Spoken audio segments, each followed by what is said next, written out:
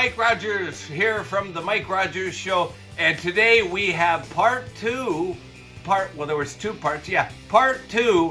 our interview with Mr. Roger Marshall, and it's really interesting. He can tell you how you can move to Japan, how to get a job in Japan. He's an expert on that, Mr. Roger Marshall. So let's go to that. But before we do, don't forget to click like and subscribe, please. So anyways, let's go to Mr. Roger Marshall. No money. I make no money.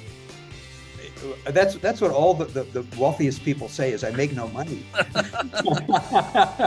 So if I or one of my people would call you up and say, Mike, we've got this great job being a DJ somewhere, but you got to leave where you are and join this new company, chances are you would not really be very interested in that, because initially, so we would really then have to explain to you why this is such an outstanding opportunity. What is different about this? What's going to be so much greater for you than what you're currently doing? And that's not easy, because you're doing something really great.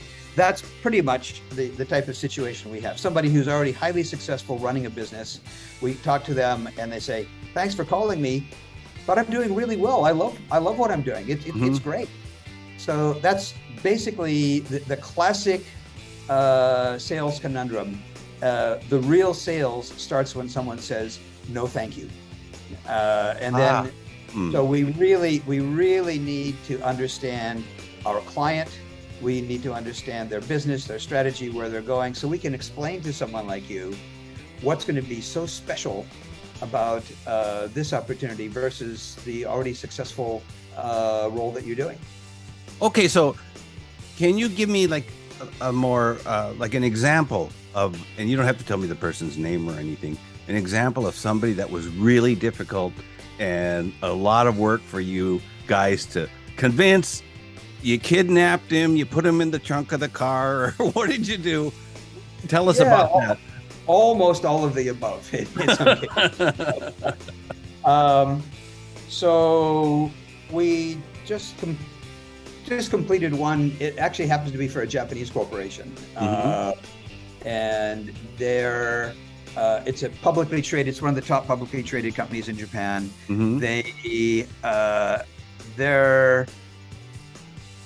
They're one of the top 3 executives they have globally is going to be retiring in another 2 years. Hit the age of 65. Really wants to retire, wants to go out and play golf or go fishing or whatever he does. Yeah. And, of course, because they've got 70,000 people worldwide, they've got a lot of people internally to maybe promote, but the 5 key people that report to this person are all what we would call, and they would call, yesterday's managers. They're really technically highly capable. They know the company well, but they think old style. And the company globally wants to transform itself into a really global powerhouse. So 2 things. One, they wanted somebody maybe a little bit younger who is forward-looking and say the leader of the future. Wait a minute, a little bit younger. If the old guy is 65, a little bit younger is like 50? 40s. We were looking for somebody in the 40s. Who then could be with a company ideally for the next 20 years. Right. 15 to 20 years. And you're gonna really love this, Mike, and I think everybody listening will. If at all possible, a woman, because which is, it's not surprising, but it's not easy. Not in Japan, it's not. It's very difficult at that level, right? Someone who's going to be one of the top 3 C-suite executives in a multi-billion-dollar publicly traded corporation. Roger, I'll put on a wig and a dress and I'll show up there. How's that? We actually advised a couple of people they may want to think about that. So we didn't kidnap them, but we told them about, we actually had, Mike, you're going to love this. I actually had one person I was on the phone with who came out of the closet to me. We were talking and I said, priority is being put on women for this. Mm-hmm. He goes, well, he said, clearly I'm not a woman. I said, nope, you're not. He said, but, he said, Roger, I've never told anybody this except my closest friends. Okay. Said, really, actually, I'm gay. Oh, really? He said, does that count? Could that help me? Mm. And unfortunately, it didn't. No, it shouldn't. So we ended up finally, it took us about, actually, within the context of what we do, 6 months is not a long time. So really? No, it's not at all a long time. We've had some that go much longer than that, but within almost exactly 6 months, we'd introduced, I think, 4 or 5 people. Mm-hmm. Almost there were 1 or 2 men, but almost all were women. Mm-hmm. And we actually came up with a woman who initially said, the standard thing. Thank you very much. I love what I'm doing. I'm really doing well. I'm up for promotion internally in my current company. Mm-hmm. So, call me back in 2 years. Not today. And this was the woman then who ended up actually becoming the top candidate and accepting an offer months later. Wow. And somebody who's in her, let's say, late 40s. Mm-hmm. So somewhere between 45 to 50. Mm-hmm. And that person will actually be joining in a few weeks. Will come aboard and is designated to within 12 to 18 months to become the next chief, whatever officer this is. We're still under NDA, so I can't say much more. Wow. So that's good. But it's one of those things. We spend a lot of time talking to people about what do they really want to do? What are their goals? What do they want to achieve in life? Why are they so happy where they are now? So that's wonderful. This place that our current client has this vision, and in 5 years with the right leadership we'll be here, and in 10 years we'll be there. But they need somebody like you to actually help them realize that. So you'll have, even though it's a large company, you'll have a really big impact on their future. And then, of course, we have to go into far more detail than that. But that's the type of discussions we have with people, and it's really challenging, and it's an awful lot of fun. Wow! So she's going to be perhaps someday the president of the company or CEO or what? I don't even know what the difference is. Maybe, but this particular role isn't actually the CEO, but it's one of the other 2 or 3 top roles in a multi-billion-dollar publicly traded company. I'm good for CEO, Chief Entertainment Officer. I can do that. Don't joke about that. There's more and more of those types of what we say non-traditional opportunities that come up as companies figure out how do we as a corporation get our brand known and respected amongst whether consumers, whether it happen to be businesses or regular people, and a lot of that is this communications, and a lot of the communication is around entertainment. It's around delivering a message in a way that people can actually relate to it and say, wow, that's interesting. If we just do the dry old business school spreadsheet analysis and show it out, everybody's going to get bored to death. So how do you communicate? And you're an amazing communicator. You say you're doing entertainment, but communications and entertainment are intertwined. Right, great. I got the job. I'll take it. Roger. Okay. I'll send the contract over. You can sign it this afternoon. So how about all these people that you introduced to this company? Were they all Japanese, or were they all Japanese and foreigners? In this particular case, we looked at a number of non-Japanese, but at the end, we talked. Our research team probably looked at about 150 people. We contacted about half of them and ended up actually interviewing probably about 30 or 40 people, and then actually introduced, I said 4 or 5, it was probably closer to 6 people. And so we had serious discussion with, I can immediately think of maybe three or 4 non-Japanese who were very highly qualified in many ways. But at the end, we ended up introducing only Japanese.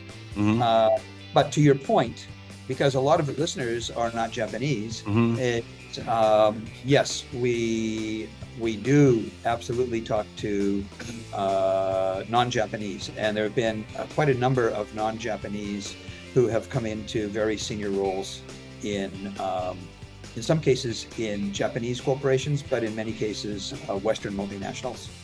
Wow. But almost all of those people have, going back to your early questions to me about coming to Japan to live, what is necessary? It's different than being a tourist. Right. Learning the language, learning about the culture, how do you function very effectively. Those are the people who then also have a strong business background that are much more likely to be given an offer to come in and run a company or run a business unit of a company. Okay. Not the people that you and I know who've been here, 40 years and only know how to say beer and taxi and something else. Those are not the people. No. I'm an expert at Pokemon Go. Then you're in again. You're in. So, I want to ask this question because this is a question I think everyone has. You say you interviewed people.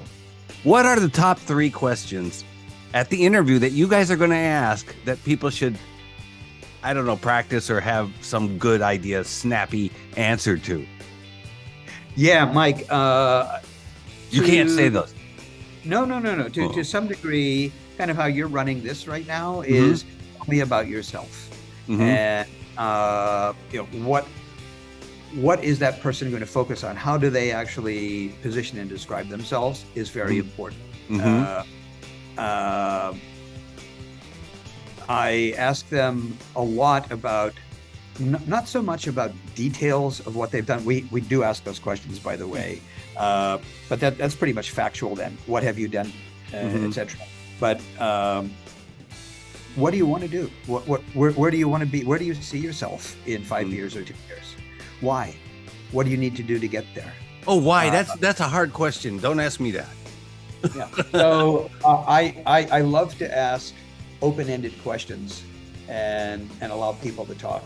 And the other thing that's really important for me is what questions people will ask me. So we'll have this discussion maybe for 45 minutes or an hour, and then I'll say, okay,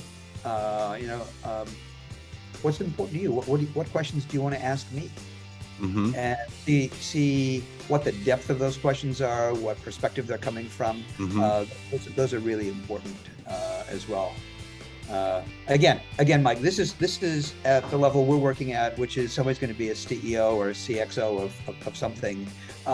For more middle management, some of my team are doing maybe a little bit more middle management. They probably dig in a lot more about, let's run through your resume. What did you do here? Why did you do that? How did you do that? Tell me, give me details about this, give me details about that. That's also important.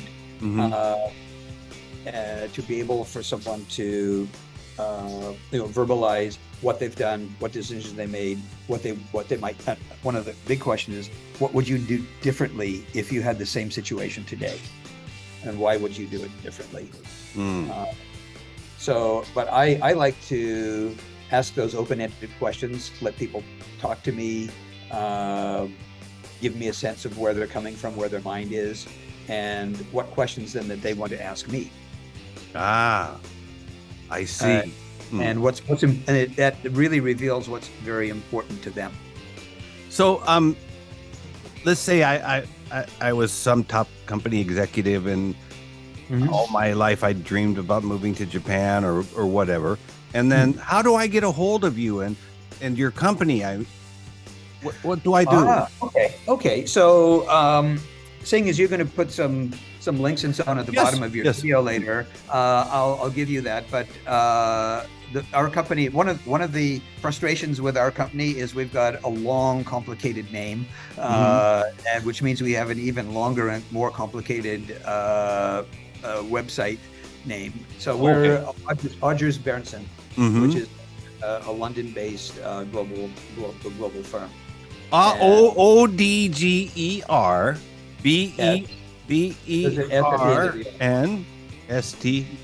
Yeah. ODGERS. Oh, Rogers Rogers and Berntsen. BERNDTSON. Oh. Yeah. .com. Okay. So, all right. So I can get founder's name, Mr. Rogers, who is British, and Mr. Berntsen, who is Swedish. So two founders' names. Oh, really? So I can write to you. Is that okay? If Sure. So I just write to Roger Marshall at our Roger.Marshall. Okay. At rogersberntsen.com. So email me these so we don't make a mistake. Okay. Yep. Okay. And then yeah. So what are you gonna? We only have a couple of minutes left. What are you gonna do today, Roger? What are you doing today? Well, today after this, I'm going to prepare for my next video call, which is with a client of ours, and they're, as usual, they're looking for somebody who can disrupt their digital presence globally.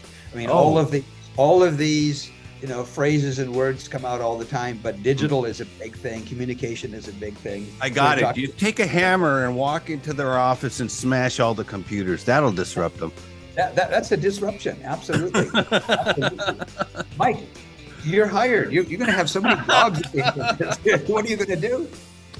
So anyway, ladies and gentlemen, today's guest was Mr. Roger Marshall, who works at Rogers Berntsen. Well, we'll put that link to his address and his company's webpage. And also, don't forget to check out the list of the Mike Rogers Show. But anyways, thank you, Roger. This has been a very interesting talk.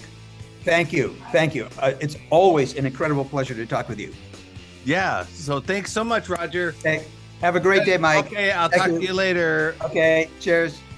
And that's it for our interview with Mr. Roger Marshall. I told you he was really interesting, and he's a funny guy, too. Mr. Marshall, we did in 2 parts. If you missed part 1, go down here and check out the links, and also click like and subscribe.